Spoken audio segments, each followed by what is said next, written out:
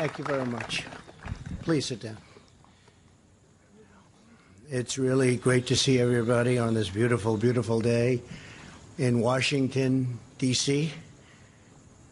Some people say the swamp, but I will not say that today. I refuse. This is too important, what we're doing. One of the most important deals and the most important trade deal we've ever made by far. I want to thank Senator Joni Ernst for being here. Joni, thank you very much. Of Iowa, and I'll be there very soon. We'll be doing something very important in Iowa, but this is maybe more important than all of it put together, right, Joni? So I want to thank you for being here. Congressman Holding, Congressman Rowe, Congressman Newhouse, and Congressman Meadows, thank you all for being here. We very much appreciate it. You've been very instrumental. Thank you.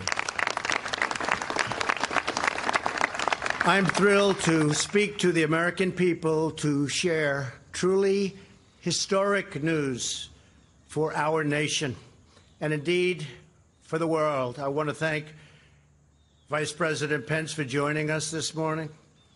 It's my great honor to announce that we have successfully completed negotiations on a brand new deal to terminate and replace NAFTA and the NAFTA trade agreements with an incredible new U.S.-Mexico-Canada agreement called USMCA. It sort of just works. MCA.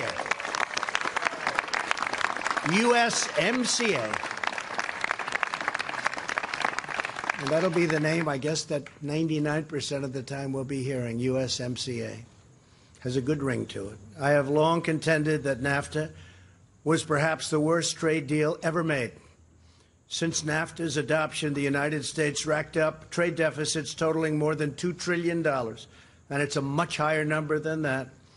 With Canada and Mexico, it lost vast amounts of money and lost 4.1 million manufacturing jobs and 1 in 4 auto jobs. It lost about 25% of our auto jobs, even more than that.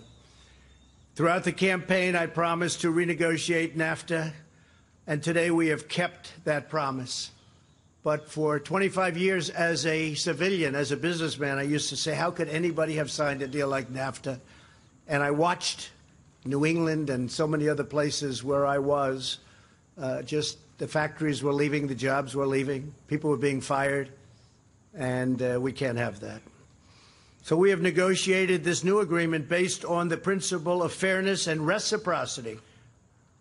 To me, it's the most important word in trade because we've been treated so unfairly by so many nations all over the world, and we're changing that. We just signed a much better deal with South Korea. We had a horrible, horrible deal, and we just signed that at United Nations, and that's worked out well, and they're happy, we're happy. It's good for jobs, good for a lot of things. When that deal was signed, they said 250,000 jobs will be given by signing this transaction, and they were right. I've said it before. They were right. 250,000 jobs to South Korea, not to the United States. So that's changed, and very much for the better, and this one is a brand new deal. The agreement will govern nearly $1.2 trillion in trade, which makes it the biggest trade deal in the United States history. I want to congratulate U.S. Trade Representative Bob Lighthizer, who has worked. Nobody understands how hard he's worked.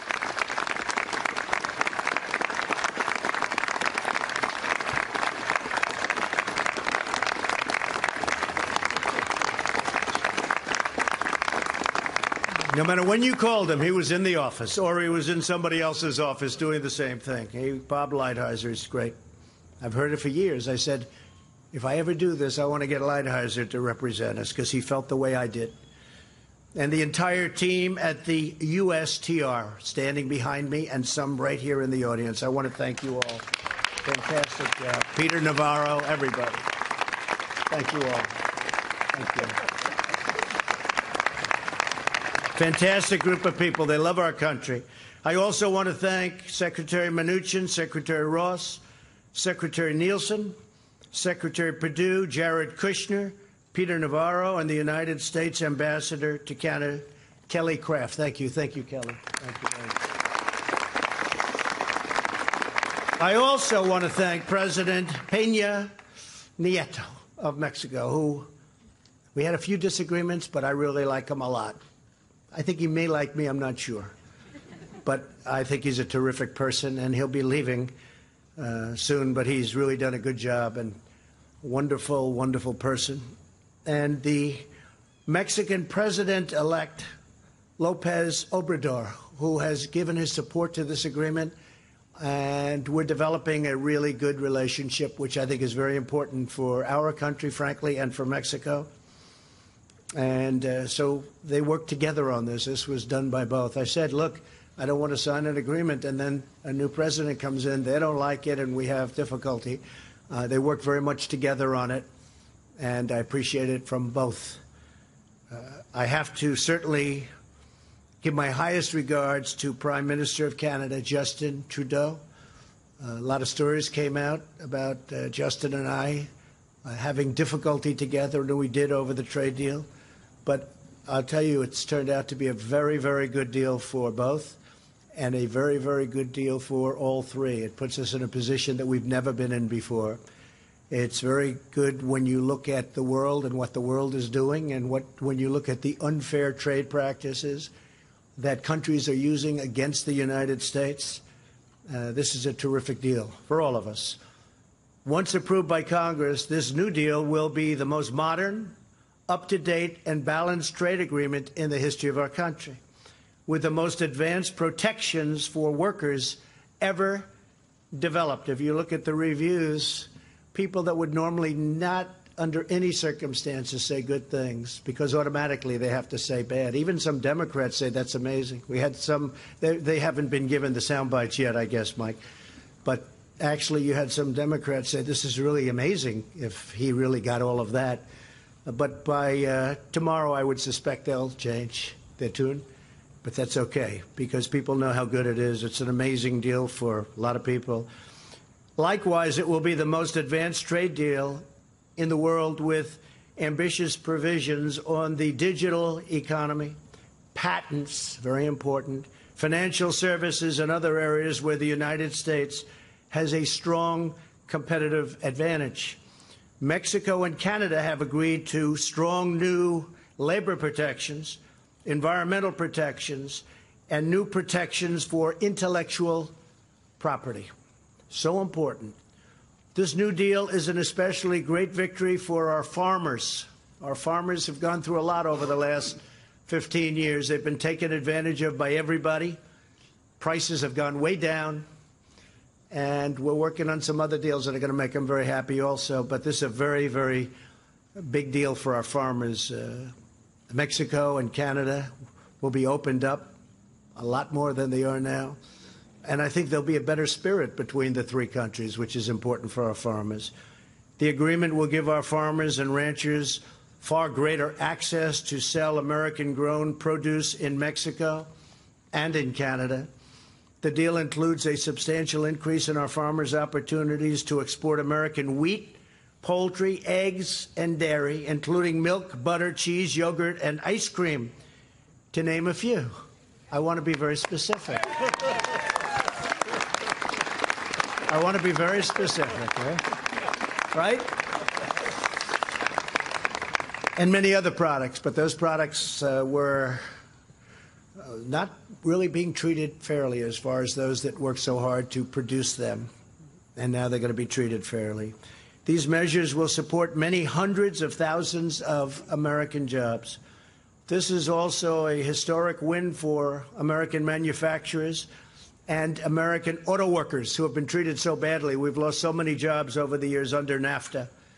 Under the current New Deal, and if you look at the current NAFTA deal, the New Deal is taking care of all of these problems because NAFTA, foreign companies have been allowed to manufacture many of their parts overseas, ship them to Mexico and Canada for assembly, and send their foreign-made cars into the United States with no tax. So we let all our people go. We fire everybody. They make cars. They make products. They make everything in another country. They send them into the United States, no tax. And the cost is very little different. Sometimes it's more for those people that like to talk about cost. With this agreement, we are closing all of these terrible loopholes. They're closed. They're gone. They were a disaster. For example, we are requiring a large portion of every car to be made by high-wage workers, which will greatly reduce foreign outsourcing, which was a tremendous problem, and means more auto parts and automobiles will be manufactured inside the United States. We will be manufacturing many more cars. And our companies won't be leaving the United States, firing their workers and building their cars elsewhere. There's no longer that incentive. Before, under the NAFTA deal, they had that incentive. They have the opposite incentive now. We're not going to be losing our companies. That was, to me, the most important thing. I don't want to see our companies leave and fire our workers, and our workers never get jobs to replace those jobs. Those days are over. This deal will also impose new standards requiring at least 75% of every automobile to be made in North America in order to qualify for the privilege of free access to our markets. And that's what it is. It's a privilege. We don't take it as a privilege. We don't take it as a privilege. It's a privilege for them to do business with us. And I'm not talking about Mexico. I'm talking about everybody. Everybody. It's a privilege for China to do business with us. It's a privilege for the European Union, who has treated us very badly, but that's coming along, to do business with us. Japan, every country, it's a privilege for them to come in and attack the piggy bank. In this, we will have a result of much more happening right here in the United States. It means, more than anything else, far more American jobs, and these are high-quality jobs. There are also strong provisions to enforce what's called the rules of origin requirements. This will incentivize billions of dollars in new purchases of U.S.-made automobiles. Once approved, this will be a new dawn for the American auto industry and for the American auto worker. They will see. They understand. They voted for us in large numbers, even though their leadership always goes Democrat. A couple of them said to me, I don't know how I can do it again. Many of them, the leaders would back Democrats and would tell me, you're going to get most of the votes from union workers. And we got most of the votes from workers, period. But the American auto worker was very much behind what we were doing as one primary aspect. It will transform North America back into a manufacturing powerhouse.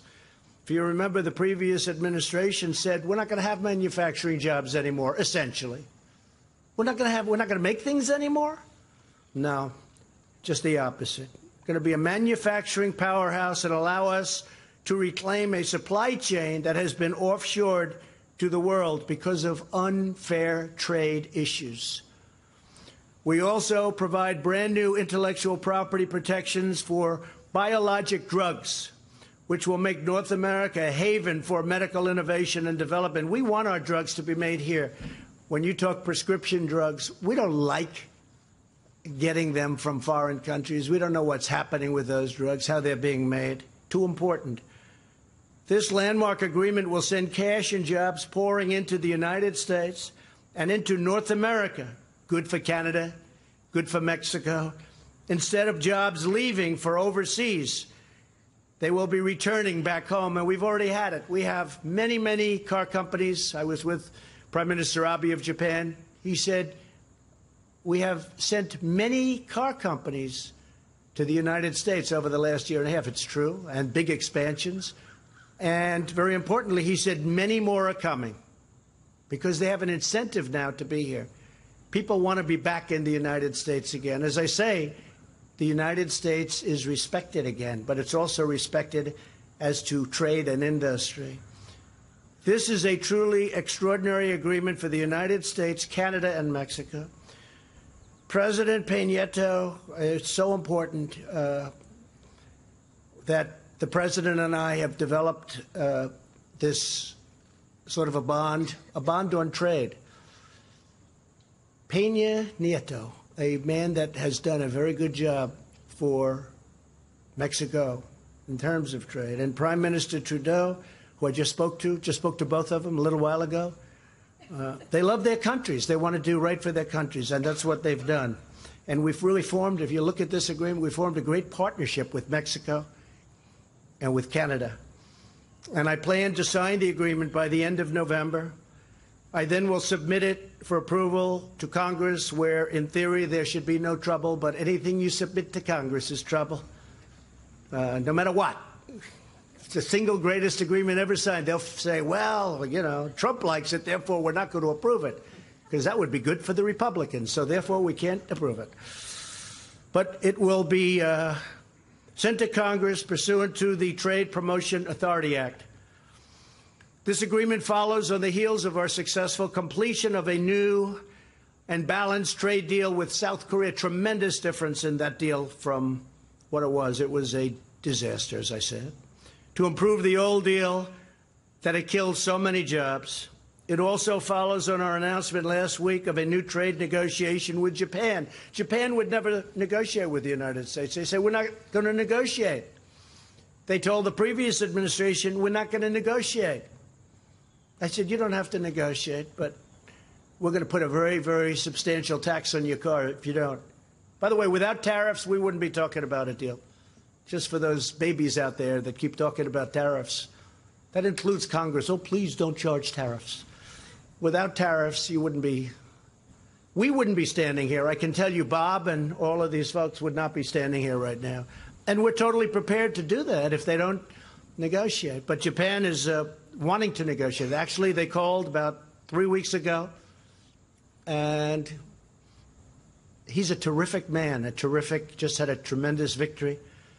And they said, we'd like to start negotiations immediately. India, which is the tariff king, they called us and they say, we want to start negotiations immediately. When Bob Lighthizer said, what happened? You would never do this. They said, no, we want to keep your president happy. Isn't that nice? Isn't that nice? It's true. They have to keep us happy because they understand that we're wise to what's been happening. India charges tariffs of 100%. And then if we want to put a tariff of 25% on, people will call from Congress. But that's not free trade. And I'd look back to people and say, where do these people come from? Where do they come from? So because of the power of tariffs and the power that we have with tariffs, we, in many cases, won't even have to use them. That's how powerful they are and how good they are. But in many cases, we're not going to have to use them. And in many cases, countries that are charging massive tariffs are eliminating those tariffs. As you know, we have $250 billion at 25% interest with China right now, and we could go $267 billion more. And China wants to talk very badly. And I said, frankly, it's too early to talk. Can't talk now because they're not ready, because they've been ripping us for so many years. It doesn't happen that quickly. And if politically people force it too quickly, you're not going to make the right deal for our workers and for our country. But China wants to talk, and we want to talk to them. And we want them to help us with North Korea. We want them to continue to help us with North Korea. That's very important. The European Union, it's been very tough on the United States. Last year and for many years, they've lost in the vicinity of $150 billion a year. They have massive trade barriers. And they didn't want to come. They didn't want to talk. Jean-Claude, great business person, head of the European Union. Jean-Claude, my friend. I'd say, Jean-Claude, we want to make a deal. He goes, no, no, no, we are very happy. I said, you may be happy, but I'm not happy because we have one of the worst deals of any group. We have one of the worst deals with the European Union. And they just didn't want to come because they were happy with the deal. I said, but we're not happy with the deal.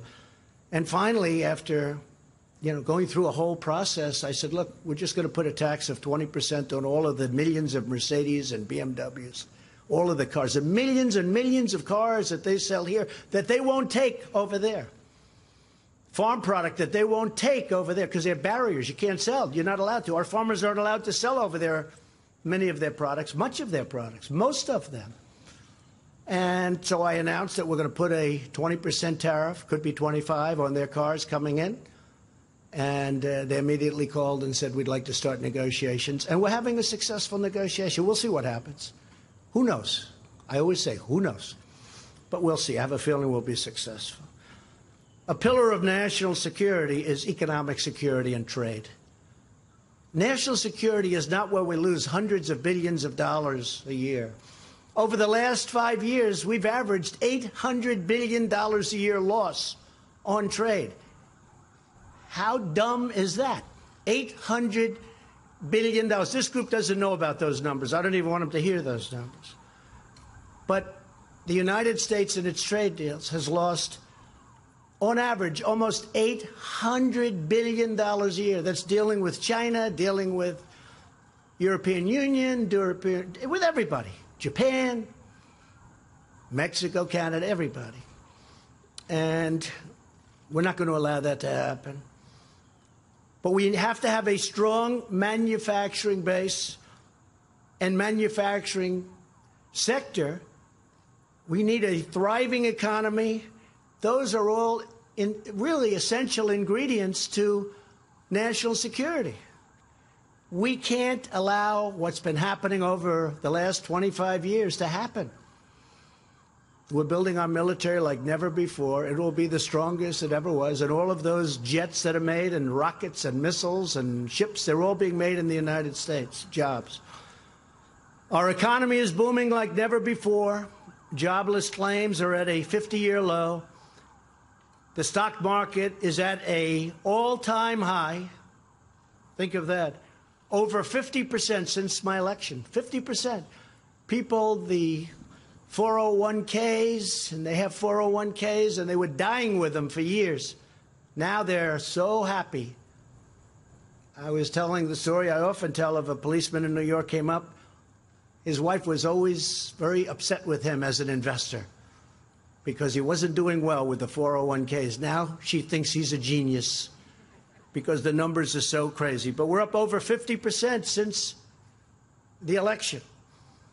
And you've heard me say this many times, but African-American unemployment, Asian unemployment, Hispanic unemployment is at record lows in history, not, for the last 2 years. The history of our country, African-American, Asian, Hispanic, young people without high school diplomas, all at historic, that's a very important sector, all at historic lows. The lowest in history. It's really something that's great.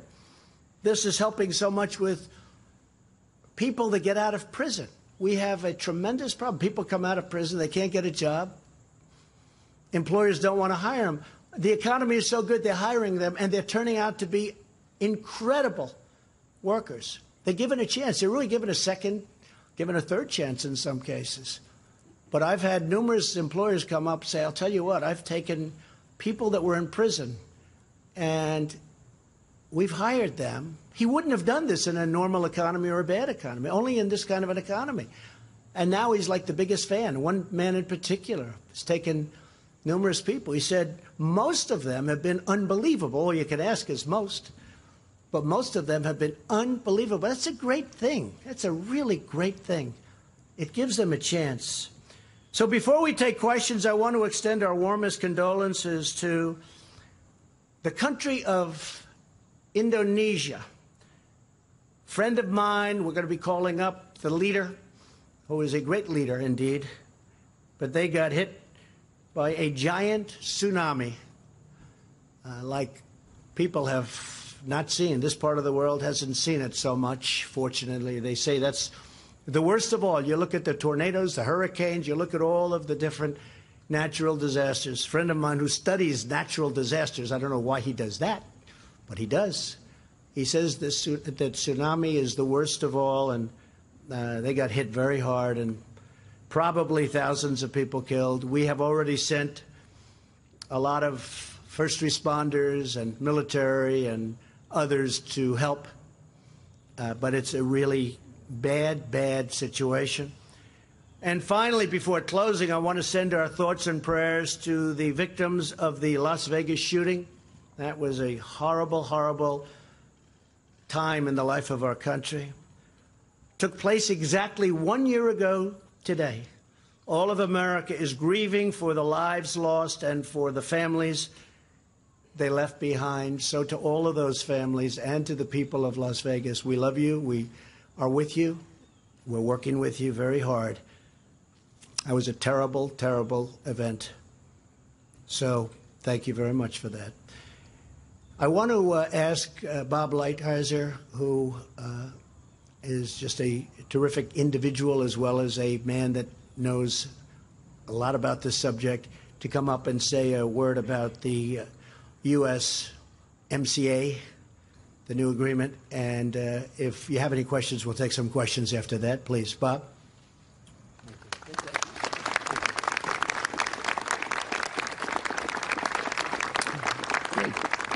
Thank you, Mr. President.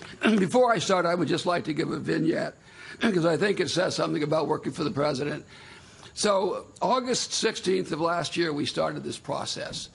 And I'm at a hotel in Washington, and there's like, hundreds and hundreds of people waiting to have the introduction of myself and my two counterparts, one from Canada, one from the United States.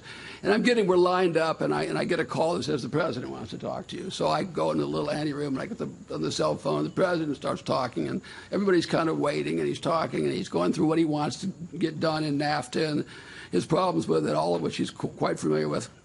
And then he finally says two things which I thought were telling. One, he said, "Bob, I will back you up like no other USTR has been backed up in history." And then the second thing, he did that, by the way, and then the second thing he said was, "Now go out there and have fun." And I thought, well, it's probably not going to be as much fun from my side as it will be from your side. But I'm proud to be on your team, and I really am proud to follow you through this and the other trade changes. As you have said, Mr. President, this agreement is historic in many ways. The USMCA will cover $1.2 trillion, easily making it the biggest agreement in history. We have done this in 14 months. And believe me, in trade negotiating terms, that's like warp speed. When we began these negotiations last year, the President's instructions to me were precise and straightforward. Protect American workers, fight for our farmers and ranchers, preserve America's competitive innovation edge, secure greater access for our businesses, and above all, bring back jobs to America. I think we have succeeded with this agreement. The USMCA will accelerate the manufacturing renaissance our country has enjoyed under President Trump. It will bring our trading relationship with Mexico and Canada into the 21st century, and it will protect America's competitive edge in digital and innovation across the economy.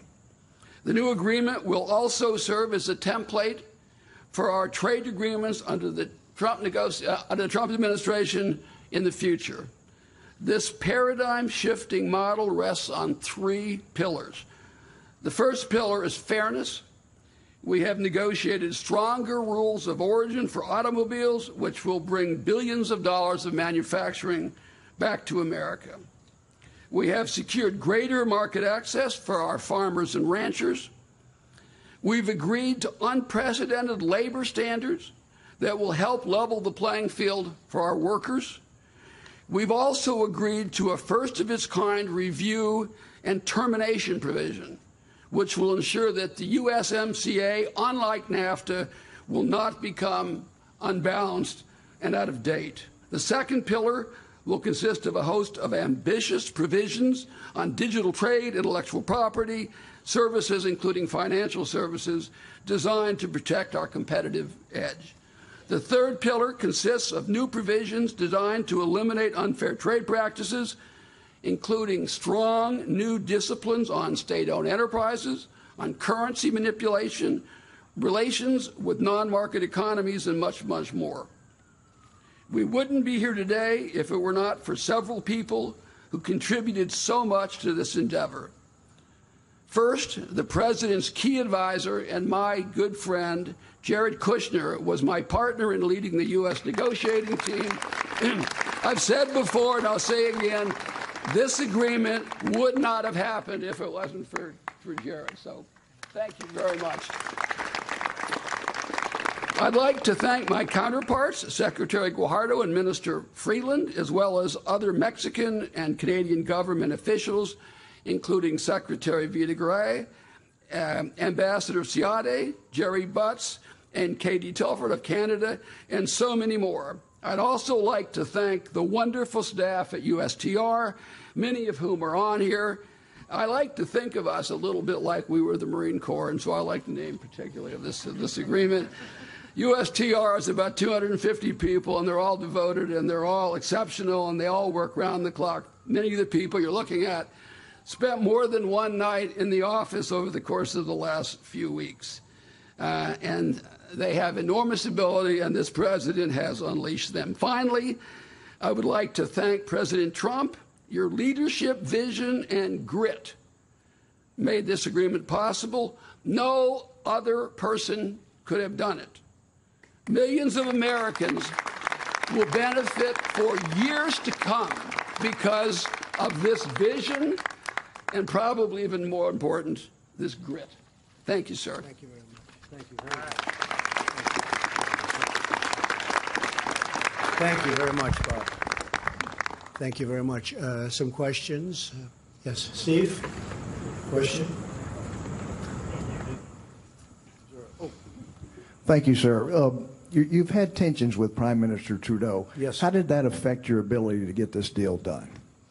I don't think it did. He's a professional. I'm a professional. We had very strong tensions. It was just an unfair deal, whether it was Mexico or Canada, and now it's a fair deal for everybody. It's a much different deal. It's a brand new deal. It's not NAFTA redone. It's a brand new deal. I just spoke with him. We have a great relationship, and we're going to work as a partner. Don't forget, the rest of the world is looking to take advantage of us, and as a region, you might say, and we're going to work very closely together with Canada and with Mexico because we'll be able to compete with anybody. We have things that nobody else has. We have energy that nobody else has. We have timber that nobody else has. We have things that no other part of the world has to the extent that we have. So we're going to do very well together. I think we have. There was a lot of tension, I will say, between he and I think more specifically, and it's all worked out. You know when it ended? About 12 o'clock last night. And you mentioned But he's a good man. He's done a good job, and he loves the people of Canada. You mentioned the $267 billion and possible more tariffs on China. What does China need to do to avoid that? Well, we'll see what happens with China. We have lost $375 billion in trade deficits. They have a surplus of $375 billion with a B with the United States. And it's been that way for years and years and years. I always say we rebuilt China. They took that money and they built fighter jets and they built bridges. They built more bridges than we built in the last 100 years, probably, big ones, like the George Washington Bridge, like big bridges.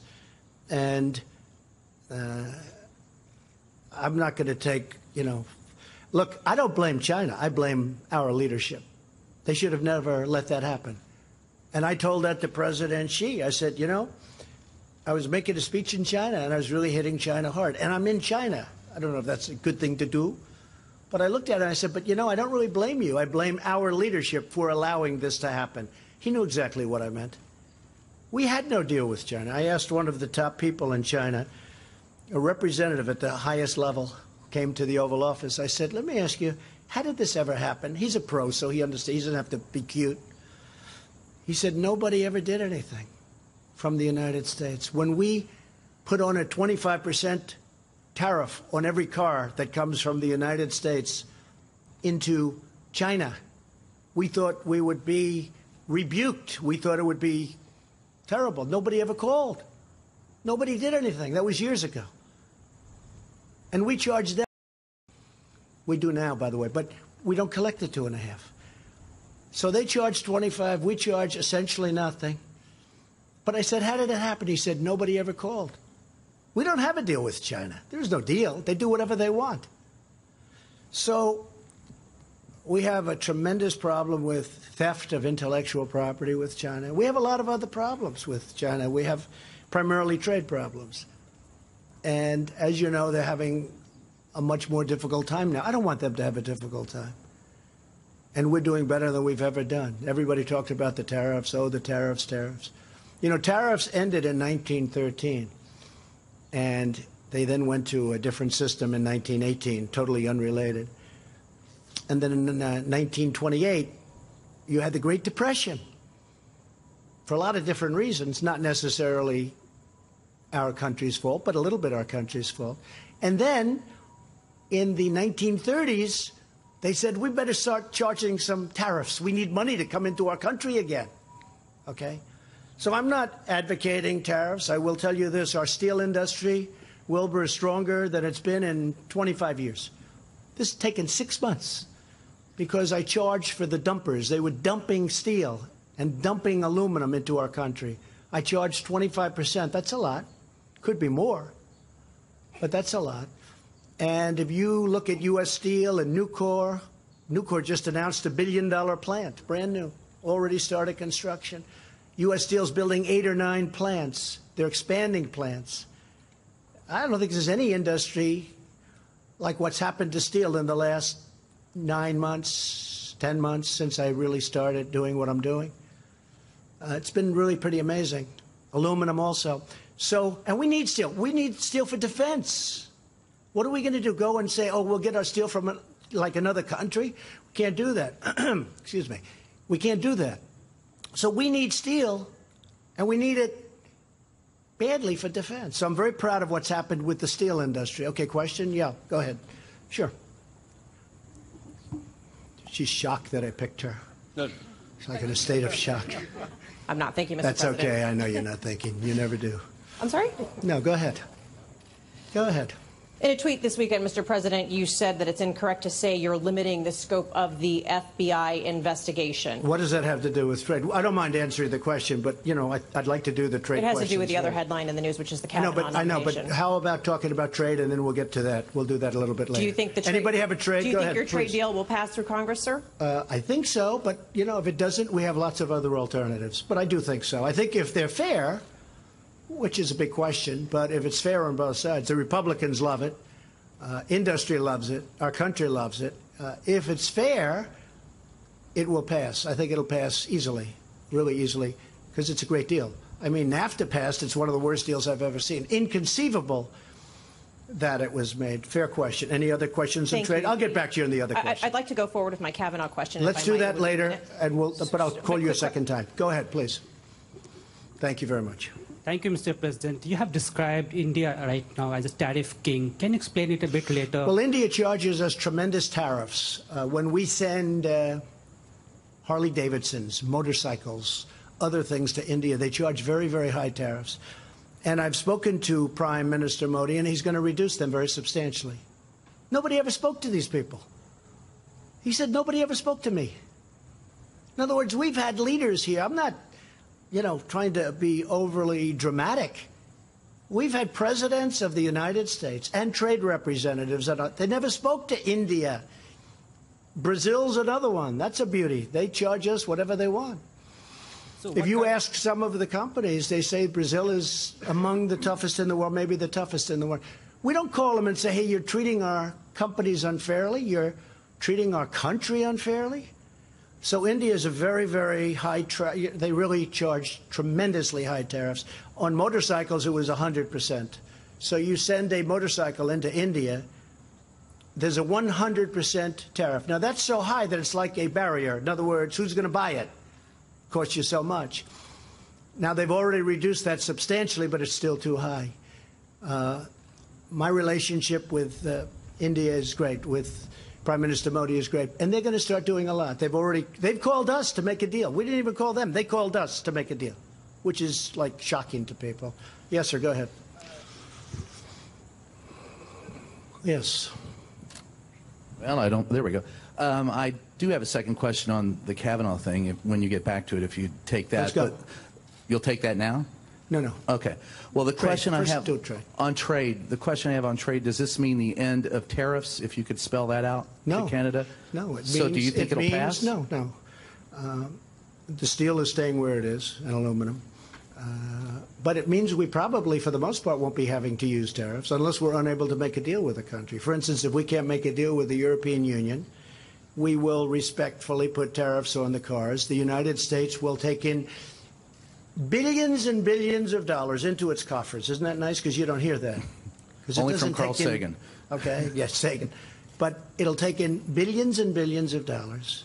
But really what's going to happen is they'll make the cars in the United States. This way they don't have to pay the 25 or the 20% tax. And could you spell So out? I don't think you're going to have to use the tariffs too often, but there will be cases where you have countries that are just absolutely not willing to do what's fair and reciprocal, and in that case, they'll pay tariffs. And you know what? The United States will do very well. Either way, we do very well. So do you think it'll pass in Canada, Mexico, and more importantly, I don't know. here in the United States? I can't tell you. All I know is we made a deal. The highly respected presidents, and in the case of Canada, the Prime Minister, are satisfied with the deal. It's good for Canada, good for Mexico. It's good for all three. This is a deal. I'm not touting it. This is good for all three. That's good. And just that fact makes it good for us. But this is good for all three. But this is a much different deal than NAFTA. And this is much more of a reciprocal deal for the United States, which is really good. Yeah, go ahead, Peter. No, well, why don't you just, we'll do the Kavanaugh questions. I mean, you talk about being treated harshly.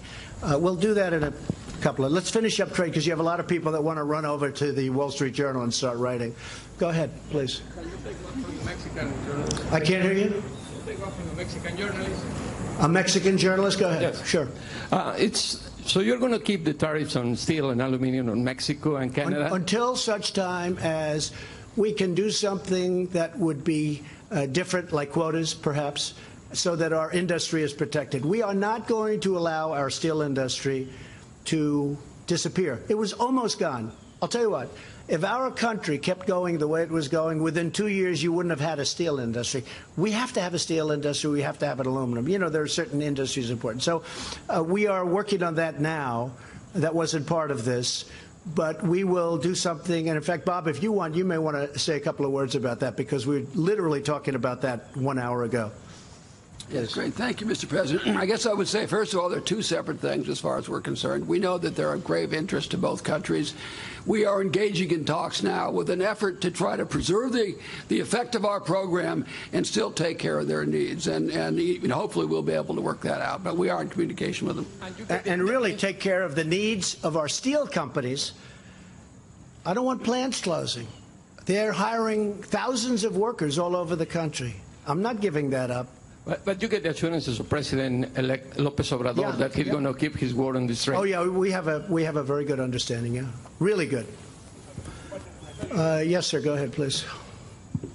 I am Mr. President. Just hoping you can just reiterate on the tariffs. What specifically would it take for Canada or Mexico to be exempt from these tariffs? And secondly, did you consider dairy the deal breaker when it came to Canada? Dairy was a deal breaker. And now for our farmers, it's, as you know, substantially opened up, much more. And I know they can't open it completely. They have farmers also. You know, they can't be overrun. And I and I tell them that. I say, look, I understand you have limits, but they could do much better. And we've opened it up to our farmers. So the folks up in Wisconsin, I'll tell you what, I went to Wisconsin, I went to Iowa. Joni knows better than anybody, right? And Scott Walker, who I think is a fantastic governor, talks about it all the time, that our farmers were not treated properly by Canada. Now they're going to be treated with respect. They're going to be treated fairly.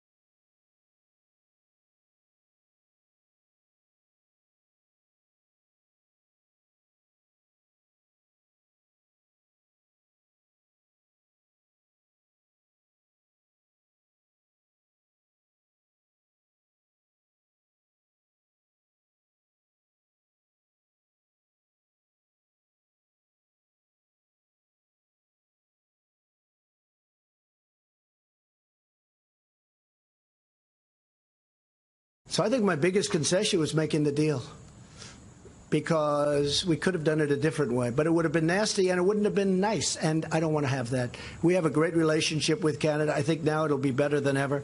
The only problem with Justin is he loves his people, and he's, fighting hard for his people.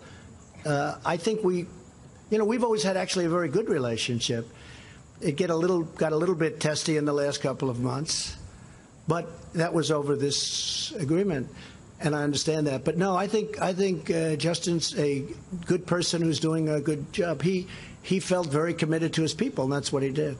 And again, this is good for everybody. This is good for Canada, good for Mexico also. Yes, please, go ahead. Thank you, Mr. President. As you mentioned, you're going to be signing this agreement, and your counterparts are going to be signing this agreement within the next 60 days. Right. Then it's up to Congress. Right. You're very confident. I get that. You're a confident guy. Not at all confident. I'm not. Well, I don't know. explain to me Congress, why you think that if Congress you guys is going to sign by, it, tell me. I think they will. If Congress is controlled by Democrats, could happen. Could happen. So they're willing to throw. What are the prospects? Yeah, they might be willing to throw one of the great deals for people. And the workers, they may be willing to do that for political, people or political purposes, because frankly, they'll have 2020 in mind. So far, I dream about 2020 when I look at what's going. They have 2020 in mind. They want to do as well as they can, and so trying to reject even great deals, like this is a great deal for our country, great for other countries, but it's a great deal for our country and great for our worker. I can't tell you whether or not they will obstruct, whether or not they will resist. I mean, their whole campaign is resist. I see their signs all resist. They don't even know what they're resisting. If you ask them, what are you resisting? Well, let me think about that. They can't ask. They had somebody on this weekend. They said, what are you resisting? And they were unable to answer the question. So, I can't tell you about delay, obstruct, resist, because, right after this election, and I think we're going to do well, although history is not on our side. I guess in history, generally, whoever has the White House doesn't do well in midterms. But the one difference is we have the greatest economy in the history of our country. I think that's a big difference. And that's one of our problems, too, because people that went out and voted for me, and they would be voting for me if I was on the ticket, but I'm not on the ticket. But Congress is on the ticket. And I try and tell my people that's the same thing as me. In a sense, that's the same thing. Think of it as the same thing as me. But I think we're going to do well. I actually think. I mean, we have Senate races that weren't even in play 6 months ago. When I started looking at it closely, I won't mention names, but there were senators that were not in play. They were not even, and you know exactly what I'm talking about, numerous of them. They were not in play. In other words, let's not go here, let's not go to this state, 4 or 5 states. Now they're like even races. In one case, they're up 2 points. Now, who knows what that means? And, as you know, there are a lot of them are repression polls or polls that aren't very accurate, because I see polls that I know are false having to do with certain of the races. But we had areas and we had congressional seats, too, where I know it's going to be a positive outcome. But you look at what's going on, and it doesn't seem to be broadcast that way. But I certainly had that with my election. They were telling me I was, in trouble in certain states, that I end up winning in a landslide. And I knew I was going to win them in a landslide, but they wouldn't report it that way. You know why? Fake news. Okay. One last thing, Mr. Yes, President. right behind you. Do you believe that the trade agreement will be a major issue in the midterm elections? Well, it shouldn't be. Look, it's a good agreement. These people, when I first did it, they said, oh, why don't you just extend NAFTA? They have no idea about business. Just extend NAFTA. That would have been a disaster. We're losing $100 billion a year in deficits, at least to Mexico under NAFTA. But just look at the results, and a substantial amount to Canada, although a lot of people try and say it's pretty much even. It's not even. We lose a substantial amount. So, I think it's a very hard thing to defend, but that's all right. Look, I understand the world of politics, I think, as well as anybody. I haven't been doing it that long, but I actually have been, because I've been doing it on the other side. And I do understand, and, they can take the greatest thing ever done and try and make it sound as bad as possible. But this one's tough. This one, people are coming out for this one and saying, that's incredible what we've been able to do. Yes, behind you, please. Thank you, Mr. President. Now that you've answered several questions on trade, I'd like to turn don't to do Judge that. Kavanaugh. Do you have, President, excuse me, do you have a question on trade? We'll do one or two more questions on trade. You answered several questions Okay, on don't trade. do that. That's not nice. Mr. President, and besides that, somebody is before you. Excuse me, don't do that. Do you have a question on trade? You answered several questions. Do you have on trade. a question on trade? My question is on Judge Kavanaugh. Please, yes. You said please. the FBI should interview whoever that they believe is appropriate. Does that include Julie Swetnick, the third accuser? And can you promise to release the full findings give me from your the question, FBI please. after they finish their report, Mr. President? Give me your question, please. Give her the mic, please. Thank you very much. Was border security or funding Yes. for the wall discussed during the negotiation, Yes. and who will pay for the wall? Yes, the wall. We're getting $1.6 billion for the wall this year. We got 1.6.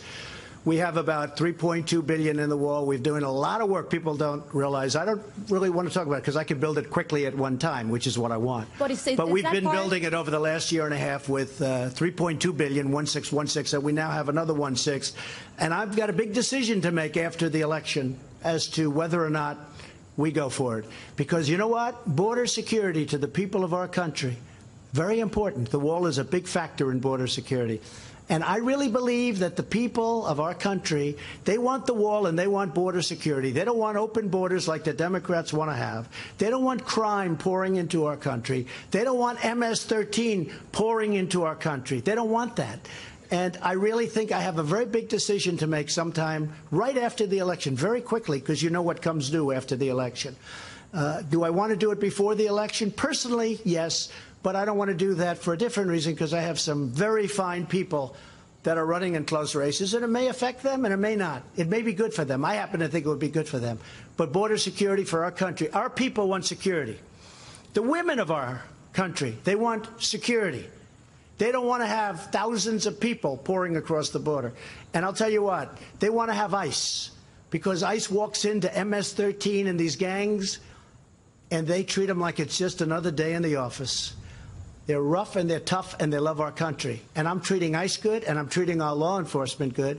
And the Democrats don't want to take care of our law enforcement. And the Democrats don't want to take care of our military. So we are going to have a decision to make sometime right after, very close to after the election is over, and that will be on border security and the wall, but border security. The wall's a big factor. Okay, do you want to do some questions? But was that part of the conversation and the negotiation that just Yes, took it place? was. Yeah, we talked about it. With Mexico, we talked about it. It was a big part, and certain things and certain understandings are had. At the same time, we don't want to mix it up too much. This is a very big deal and a very good deal for everybody.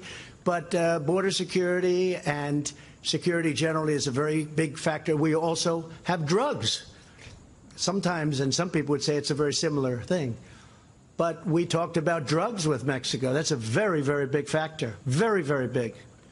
We have a lot of good understandings, and we'll be discussing that with them. Thank you, Mr. President. Okay, but it was a factor, absolutely, in the deal. Okay, let's go. Come on. You want to, I guess, get off trade. I don't know. Thank People you. are falling asleep with trade. I think it's, to me, it's the most exciting thing you can talk about, right, Joni? Right? All right, let's go. Come on. Thank you, Mr. President. In a tweet this weekend, you said it's incorrect to say that you're limiting the scope of the FBI investigation into Judge Kavanaugh. But your own statement on Friday made it very clear. You said this investigation must be limited in scope. So which is it? Well, no, I didn't say anything on Friday. What I said is, let the Senate decide. Whatever they want to do is okay with me. And also the FBI.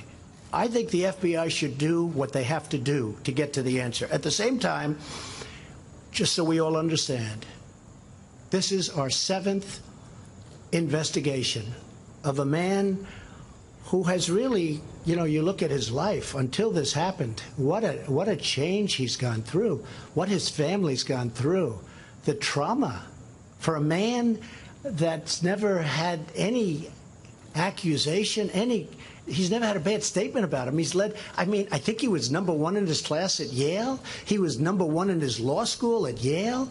And then what he's gone through over the last 3 weeks is incredible. So I want the FBI, this is now their 7th investigation. So it's not like they're, you know, just starting. I want them to do a very comprehensive investigation, whatever that means according to the senators and the Republicans and the Republican majority. I want them to do that. I want it to be comprehensive. I actually think it's a good thing for Judge Kavanaugh. I think it's actually a good thing, not a bad thing. I think it's a good thing. Now, with that being said, I'd like it to go quickly. And the reason I'd like it to go quickly, very simple. It's so simple. Because it's unfair to him at this point. What his wife is going through, what his beautiful children are going through is not describable. It's not describable. It's not fair. I think it's fair to do it to me because, you know, I've been going from day one. I've been from long before I got to office. You've been doing it.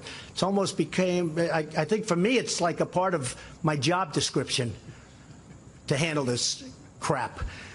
But as far as this is a man that this is not from his world. And you know what? If they're not going to want him, and I think that would be a shame, I'm with him all the way.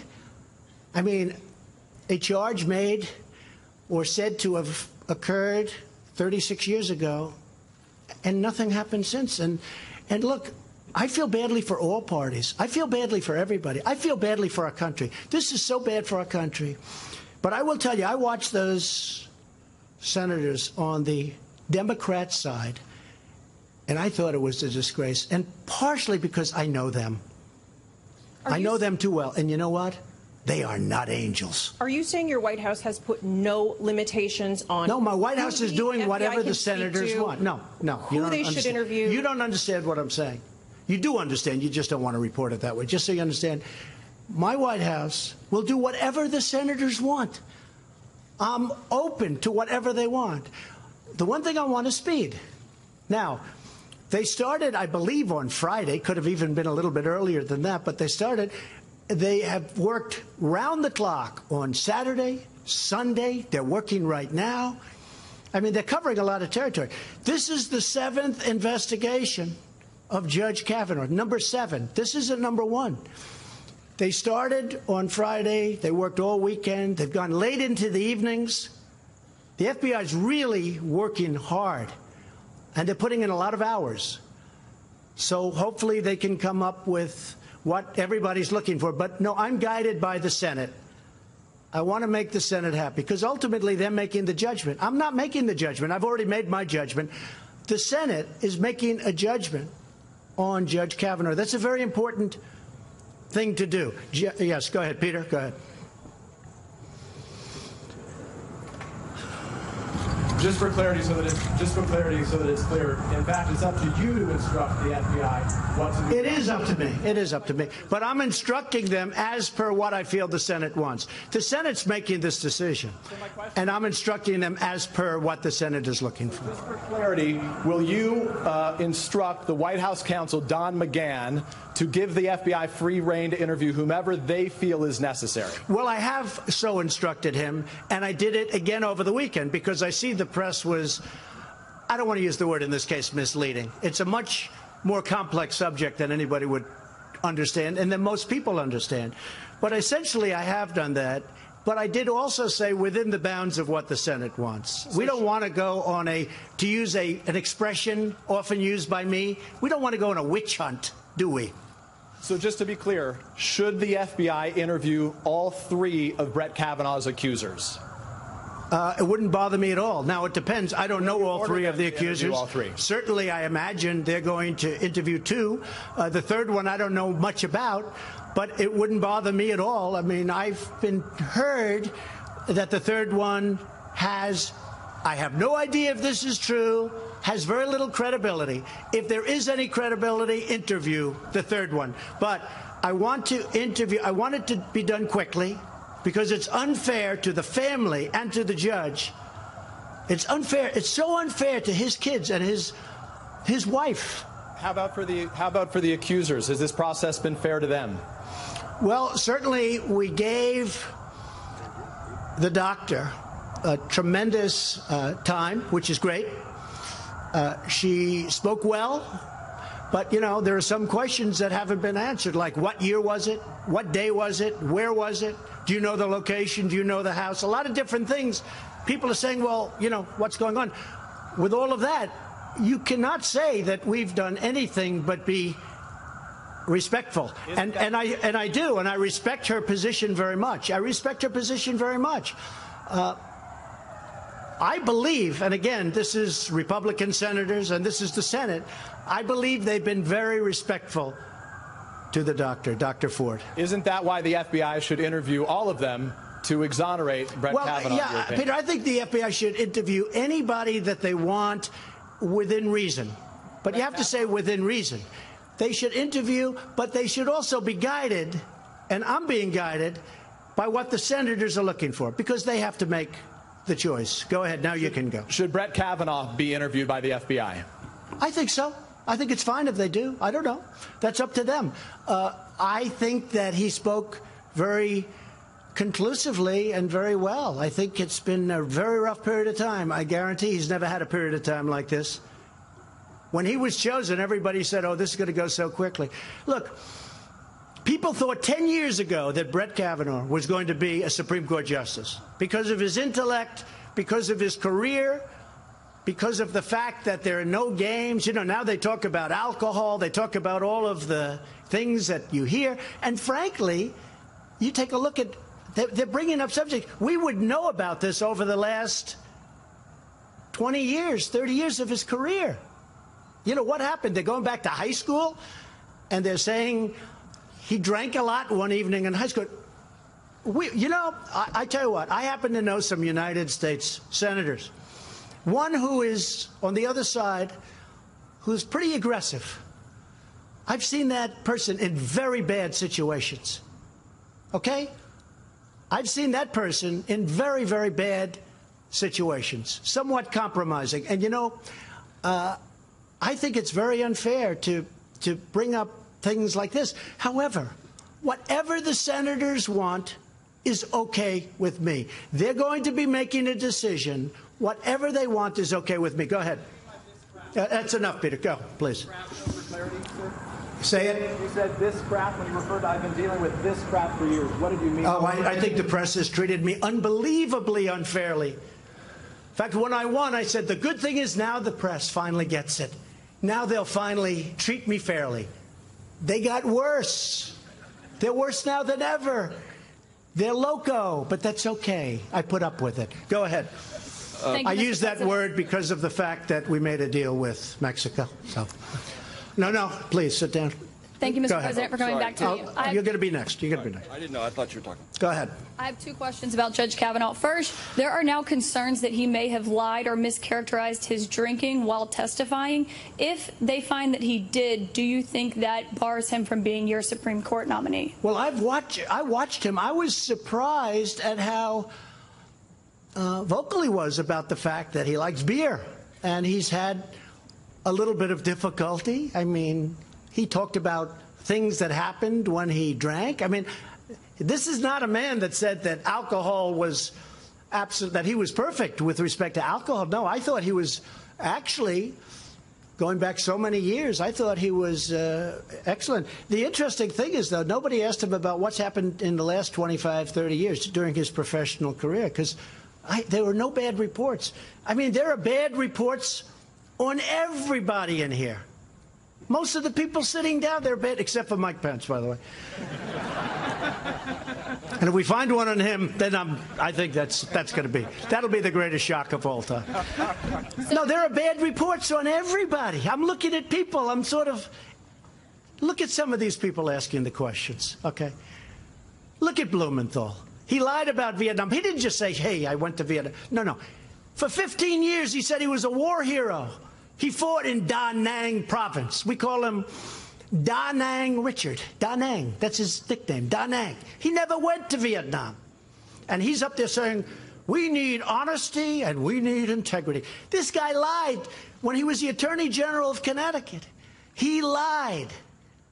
I don't mean a little bit. And then when he got out, he actually dropped out of the race, and he won anyway, because Democrats always win in Connecticut. He won very close, probably the closest ever. But here's a guy lied, and now he's up there talking like he's holier than thou. You know what? Take a look at his record.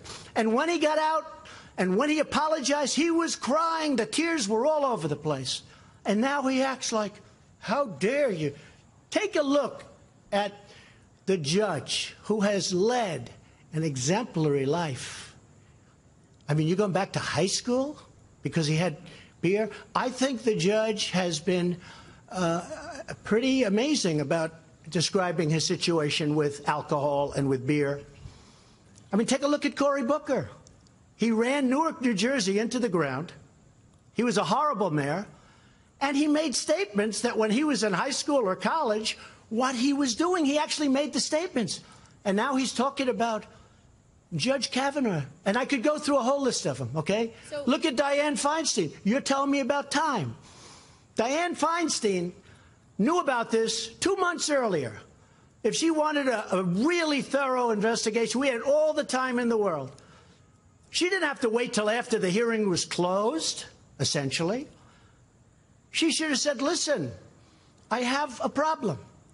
I have this report.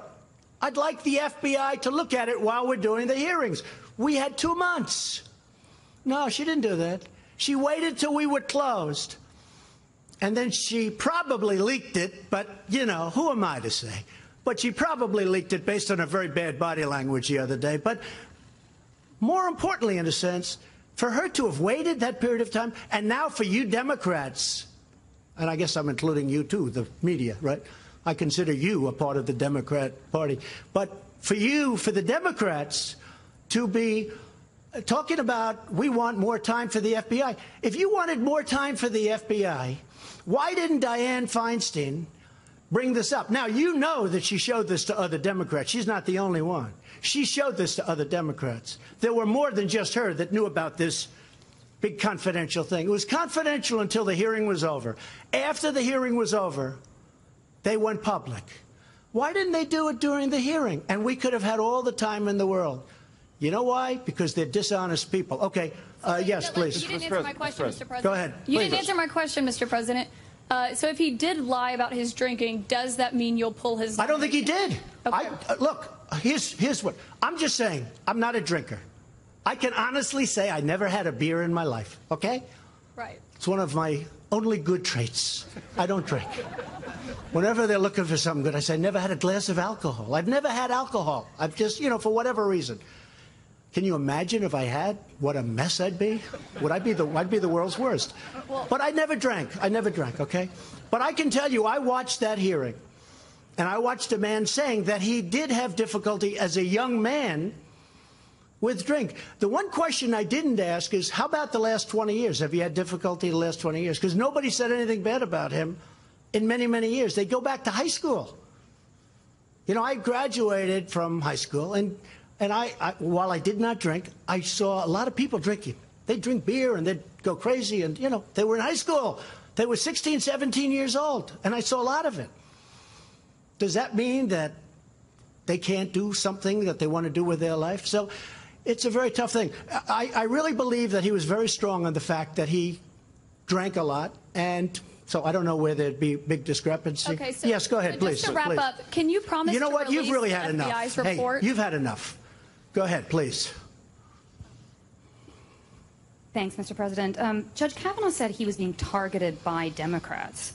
Has he made the process overly political?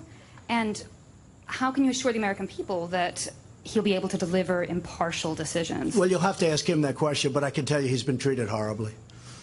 But he's a good man. He's a good man with a great family. I think he's been treated horribly.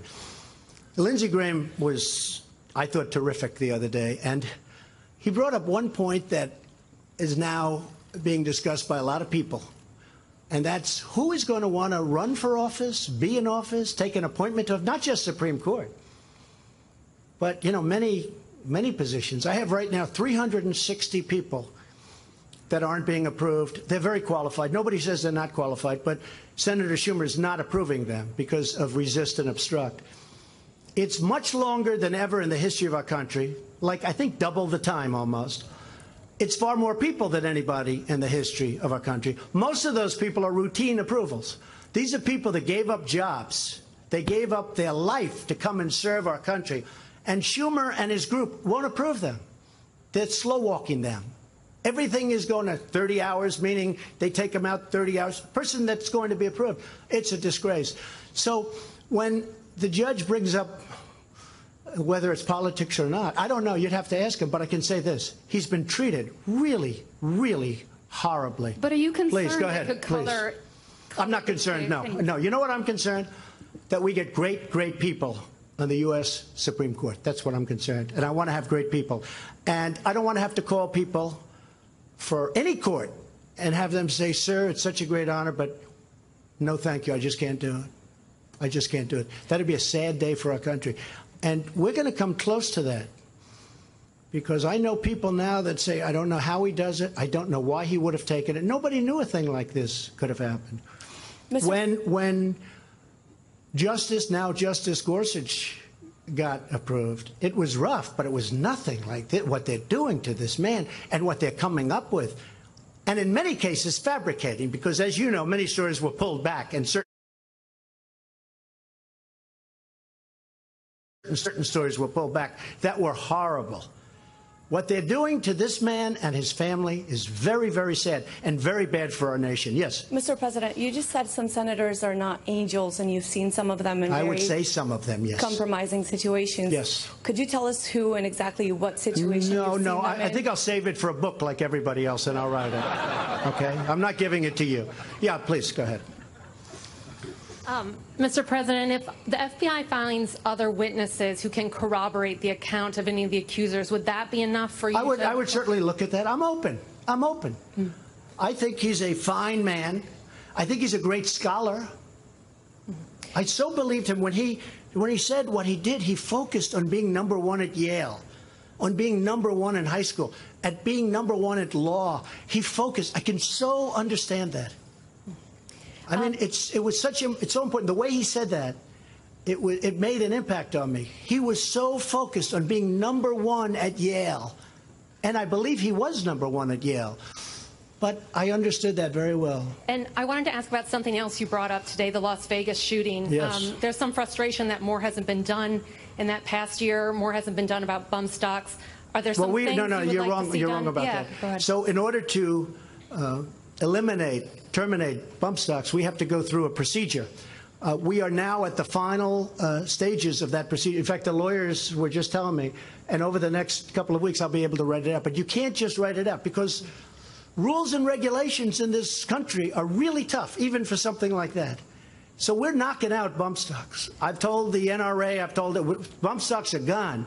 But to do it, you have to go to public hearings, which we've had. You have to go through all sorts of regulatory control systems. And we are in the final couple of weeks, and is our attorney around someplace, please? He said we're in the final 2 or 3 weeks, and I'll be able to write out bump stocks. But it's a process that takes, statutorily, it takes about a year to do it. And to do it properly. Any other actions you're planning to help prevent? Yeah, and we're working also with Congress on both sides. We are working on a lot of different things. That was a horrible thing, but we're working on both sides of that question. And the bump stock is almost gone. But again, to do it so it's meaningful, the lawyer just said it. Yeah, we've gone through a whole procedure. If you look, in fact, you could call Derek, who you know very well, and he's gone through the full procedure. We've done it absolutely by the book, and in a very short period of time, bump stocks will be ruled out. Okay? All right, thank you. Yes. You've had one. Yes, ma'am. Go ahead, please. Please, sit down. Mr. President, a final trade question. Since steel and aluminum tariffs won't be coming down from Canada and Mexico, can you talk about whether there was discussion of ending those retaliatory tariffs against U.S. Well, they're not farmers and ranchers? retaliatory. They're really trying to get some really bad things from happening. They were dumping in our country. And it was China and various others were dumping massive amounts of dead steel. It's called dead steel. It's also imperfect steel. Inside that steel was a lot of bad things that make for a weaker steel. So when we're building bridges and you have mud steel or you have other quantities of other material in that steel, that's a very bad thing. It's very unsafe. So it's not just economic. It's, you know, the miners have been very thankful for what I've done. You saw that the other night in West Virginia. And we have metallurgic coal and other materials. We have mines that are opening up now to get that incredible stuff. This is used not for heating and cooling. This is used, and electric. This is used to make steel. And those mines are now opening up, and we're making steel, and the price is going to end up being less because we don't have the shipping problems when you ship it from places so far away. You'll see. We'll have hundreds of new plants opened up in our country, and they'll be competing against each other. And outsiders won't be able to compete. Just so you understand what was going to happen, they were going to knock out every steel plant we had. And then they were going to double and triple the price, and we couldn't have done anything about it. It's a very dangerous thing. And we've employed a lot of people, and billions of dollars is now flowing into our treasury. Okay, yeah, in the back, please. Please. Staying here on trade, the stock market has liked the announcement today. When we walked in here, the Dow was up 250 points or so. There are some who are worried that because of the threat of future tariffs, it could potentially stifle an economy that is hot, a stock market that is hot, but yet today you have once again said, hey, as it relates to China, more tariffs could be coming down the line. Are you worried that potentially you are somewhat suppressing this economy from running further? No, I'm using them to negotiate, and hopefully we can make a great deal with China, a fair deal, and a reciprocal deal, but a great deal and a fair deal. We have a lot of catching up to do with China. You know, when they drain us for $500 billion a year, which is probably the real number, and that's not including the theft of intellectual property and other things. And a lot of people say it's hard to value, but a lot of people say that could be $300 billion a year. That's a tremendous. You just can't let that happen. No, we're using tariffs very successfully to negotiate, and if we're unable to make a fair deal, then we'll use tariffs. But Mexico, and if you look at Mexico and Canada, they're way beyond that. We have a deal that really works. And the nice part about the deal we make with them is it's not a specific product. It's a product all across the line, whether it's dairy or, just a lot of products. You see the list of products. There are many, many products, and they're all included. So it's across the board. Mr. President, with China, one more on trade, if you don't mind. Go ahead. Mr. President, if the FBI does find something and Brett Kavanaugh falls, is there a plan B?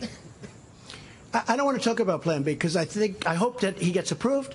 I hope that the report comes out like it should, like I really think it should. I think it will. I hope. But look, I'm waiting just like you. Certainly, if they find something, I'm going to take that into consideration. Absolutely. I have a very open mind. The person that takes that position is going to be there for a long time. I have a very open mind. I just think he's an outstanding person. I think he's been treated horribly. Even if you were going to bring up some of the subjects that were brought up, they didn't have to treat him so viciously and so violently as they've treated him. Can I just ask on trade? Thank you all very much. Thank you. Thank you very much, everybody. All right, you've been watching a very competitive